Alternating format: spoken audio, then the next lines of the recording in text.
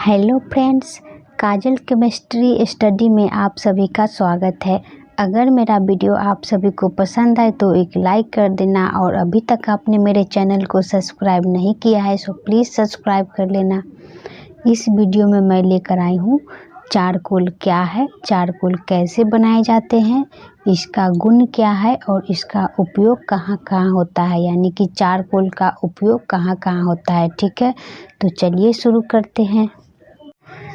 Charcoal क्या है? Charcoal carbon का एक अशुद्ध रूप होता है, यानी कि इसमें मिलावट अधिक होती है।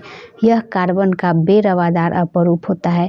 बेरवादार कहने का मतलब है कि इसकी कणों की व्यवस्था जो होगी वो नियमित नहीं होगा, यानी कि निश्चित नहीं होगा, वो दरदरा टाइप का होता है। ठीक है, इसे चारकोल जो होता है वो लकड़ी, चीनी तथा जंतुओं की हड्डी और रक्त को जलाकर प्राप्त किया जा सकता है। इसी कारण चारकोल के अलग अलग नाम है, जैसे कि काष्ठ से प्राप्त चारकोल को काष्ठ चारकोल कहा जाता है।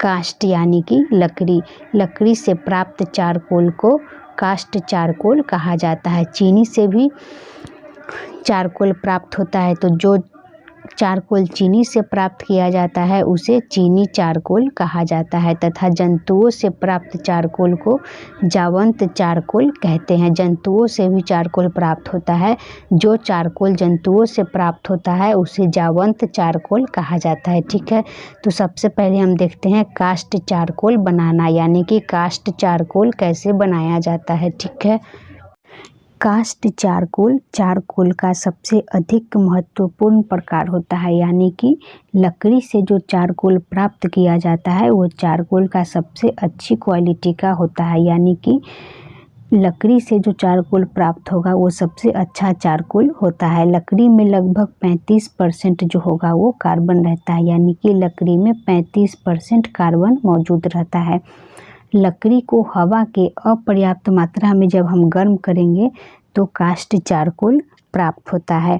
कच्ची लकड़ी से सूखी लकड़ी की अपेक्षा अधिक चारकोल प्राप्त होता है, यानी कि कच्ची लकड़ी में अधिक चारकोल प्राप्त होता है और सूखी लकड़ी में कम चारकोल प्राप्त होता है। इसका क्या कारण है? इसका यही कारण है कि कच्ची लकड़ी में जल का अंश अधिक होता है और सूखी लकड़ी में जल का अंश कम होता है। यही कारण है कि कच्ची लकड़ी से अधिक चारकोल प्राप्त होता है और सूखी लकड़ी से कम चारकोल प्राप्त होता है। कच्ची लकड़ी को गर्म करने पर लकड़ी का जल जो होता है वो जल वाष्प के रूप में निकलकर आग को ढक लेता है, जिससे क्या होता है, लकड़ी एवं वायु के बीच एक पर्दा बन जाता है। इस प्रकार लकड़ी वायु के संपर्क में नहीं आ पाती है और ऑक्सीजन के अभाव में लकड़ी पूरी तरह नहीं जल पाता है, जिससे क्या होगा, अधिक चारकोल प्राप्त होता है। लकड़ी में अगर कार्बन की मात्रा अधिक रहता है तो भी चारकोल अधिक मात्रा में प्राप्त होता है। ठीक है, अगला जो हमारा टॉपिक है वो है चारकोल का गुण। चारकोल एक काले रंग का सरंध्र एवं मुलायम ठोस पदार्थ होता है। चारकोल जो होता है उसका रंग काला होता है। यह सरंध्र पदार्थ होता है, यानी कि सरंध्र कहने का मतलब है कि इसके कणों के बीच रिक्त स्थान अधिक रहता है, जिसके कारण ये अपने में हवा और पानी को सोख सकता है। ठीक है, यह मुलायम होता है, यह सरलता से टुकड़े टुकड़े हो जाता है। चारकोल जो होता है वो आसानी से उसे टुकड़ा टुकड़ा किया जा सकता है। यह कागज पर चिन्ह बना देता है। यह किसी भी द्रव्य में नहीं घुलता है। चारकोल जो होता है वो कोई भी द्रव्य में नहीं घुलता है। चारकोल ऊष्मा और विद्युत का कुचालक होता है। चारकोल ऊष्मा एवं विद्युत का कुचालक होता है।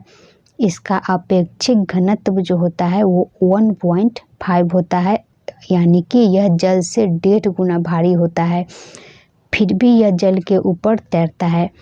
चारकोल जो होता है वो जल से 1.5 गुना भारी होता है, लेकिन फिर भी यह जल के ऊपर तैरता है। क्यों तैरता है? क्योंकि इसके छिद्र में हवा भरा रहता है, जिससे इसका आभासी या फिर दिखावटी घनत्व जो होता है वो घटकर 0.2 हो जाता है, किंतु इसका महीन चूर्ण जल से भारी होता है, यानी कि इसका चूर्ण जो होता है वो जल से भारी होता है और जल में डूब जाता है।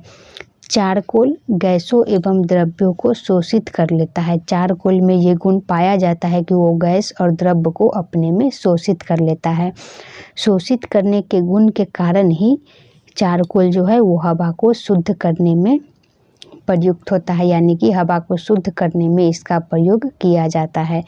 यह द्रव्य में विद्यमान रंगहीन अशुद्धियों को शोषित करके उसे शुद्ध बना देता है। अगर जल में कोई रंगहीन अशुद्धियाँ हो उसको चारकोल अपने में शोषित करके जल को शुद्ध बना देता है।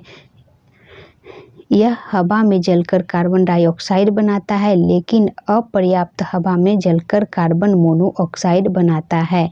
चारकोल जो होता है वो हवा में जलकर कार्बन डाइऑक्साइड बनाता है और हवा की मात्रा कम होगी, यानी कि हवा के अपर्याप्त मात्रा में कार्बन मोनोऑक्साइड बनाता है। अगला जो हमारा टॉपिक है वो है चारकोल का उपयोग। चारकोल का उपयोग हवा और जल को शुद्ध करने में किया जाता है। चारकोल का उपयोग जलावन के रूप में किया जाता है।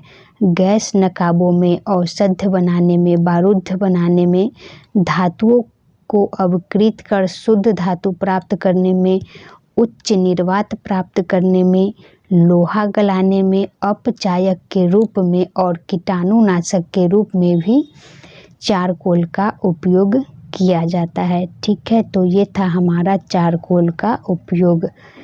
ओके।